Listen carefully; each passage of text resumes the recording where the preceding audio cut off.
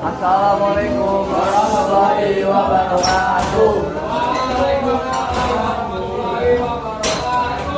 Halo Pak Ipan dan audiens semua, kami dari kelompok 9 akan mempresentasikan mengenai monumen yang telah kami buat dan informasinya kami sajikan berupa PPT.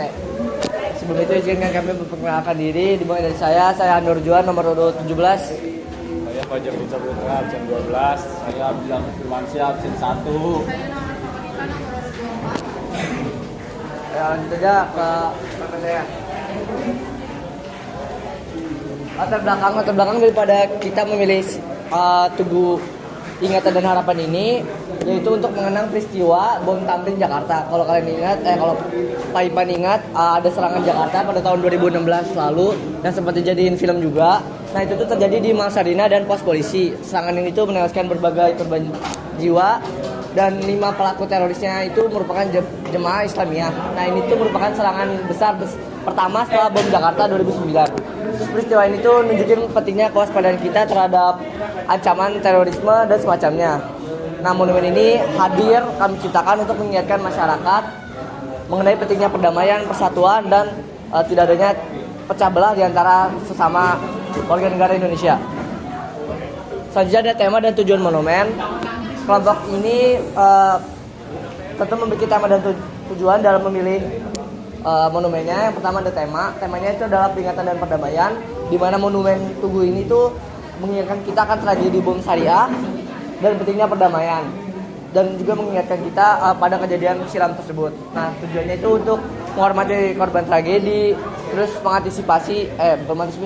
menghimbau supaya hal tersebut tidak terjadi lagi, terus sarana edukasi generasi muda kita mengenai pentingnya bahaya tersebut, terus memperindah sebagai nilai estetika dari monumen itu sendiri. Dan yang terakhir ini ada konsep dan penempatan monumen. Lokasinya udah jelas di sekitar Jalan MH Tamrin Jakarta karena merupakan lokasi dari kejadian monumen itu, serangan itu sendiri, dan fungsinya sebagai pengingat sejarah bagi masyarakat seperti yang kami sudah bilang. Terus peringatan dan juga harapan kedepannya agar tidak terjadi hal yang serupa. Selanjutnya ada taman kecil untuk menciptakan suasana refleksi berupa objeknya monumen Tugu ini. Dan yang terakhir tuh dapat diakses oleh semua orang sebagai bagian dari ruang publik secara estetika. Selanjutnya di sini ada bahan dan alat yang kami gunakan dalam pembuatan monumen tersebut. Yang pertama ada bahan, yang pertama itu ada gipsum, kedua kardus, ketiga karton, keempat triplek, yang kelima cat akrilik, yang keenam toples bekas, yang ketujuh stik es krim, dan yang kedelapan kertas origami. Lalu yang selanjutnya ada alat yang kami gunakan, yaitu gunting, dua cutter, 3 lem, 4 amplas, dan yang terakhir yaitu lem tembak dan alat lainnya. Di sini ada teknik dan pembuatan. Pertama, teknik utama, crafting. Untuk pembuatan objek utama monumen yaitu kepalan tangan seperti yang ada di sekarang yang sudah jadi, dan latar belakang gedung. Lalu menggunakan teknik pemotongan kardus untuk membuat latar gedung dan jalan. Lalu kedua ada desain. Kepalan tangan dari gipsum sebagai simbol keteguhan dan keberanian. Lalu yang kedua, gedung hotel dengan jendela yang dilubangi untuk menggambarkan lokasi kejadian. Dan yang ketiga ada tangga sebagai simbol akses menuju sejarah dan kenangan. Nah, selanjutnya ada langkah-langkah pembuatan. Pertama, persiapan bahan dan alat pengumpulan bahan yang diperlukan. Terus yang kedua, pembuatan objek utama, kepala tangan, yaitu pembuatan cetak tangan dari gipsum. Terus yang ketiga ada pembuatan latar gedung, yaitu pembentukan gedung menggunakan kardus dengan lubang jendela. Terus yang keempat ada pembuatan tangga utama, yaitu membuat tangga dari kardus dan mengecatnya.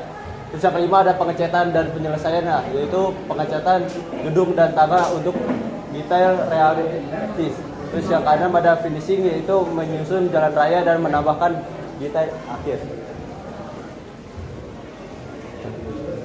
Selanjutnya ada desain dan elemen monumen, yaitu simbolisme, yaitu kepala tangan melambangkan keberanian dan tekad.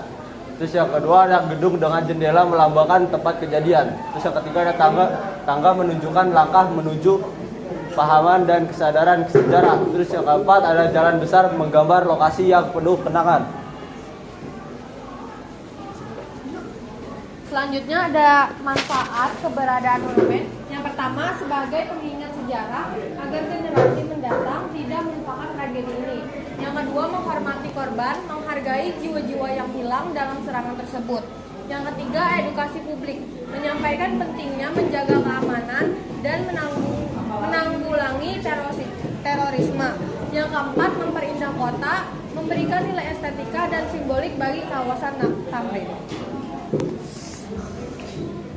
Kesimpulannya yaitu Monumen Tugu Ingatan dan Harapan adalah simbol peringatan dan penghormatan bagi korban serangan di Sarinah, Jakarta. Tujuan utama monumen adalah untuk mengingatkan masyarakat akan pentingnya perdamaian, persatuan, dan kewaspadaan terhadap ancaman terorisme. Monumen ini juga berfungsi sebagai sarana edukasi untuk generasi muda dan memperindah kawasan Tamrin. Baik, presentasi dari kelompok kami mengenai Tugu Monumen Harapan dari latar belakang serangan Tamrin. Selanjutnya ada detail pavilion detail dari berbagai sisi. Ini objek utamanya, handsign, tangan,